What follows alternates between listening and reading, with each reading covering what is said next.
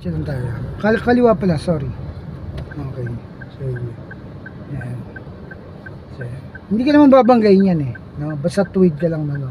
Although magkalapit lang kayo, no? So hindi ka babanggayin ng mga katabi mo. No? So pag nabangga ka no, talagang nabangga ka no? Hindi tumingin yun, malamang. Diba? So yung distansya, ganyan lang dapat. No? Dapat tanong mo yung gulong dyan sa harapan.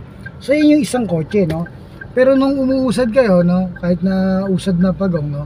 Huwag niyong gawin yung tutukan, no? Kasi yung pagtutok, nilalapit niyo yung sarili niyo sa isang malinaw na disgrasya. So yung pagliko dyan, nagagawin mo sa kaliwa, no? So hindi mo kailangan mag-gas. No? Ang kailangan mo, yan, nakasignal ka ng kaliwa, no? So yan yun.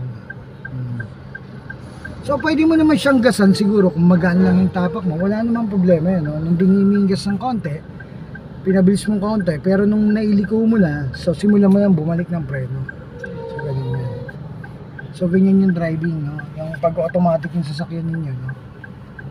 So kailangan maingat.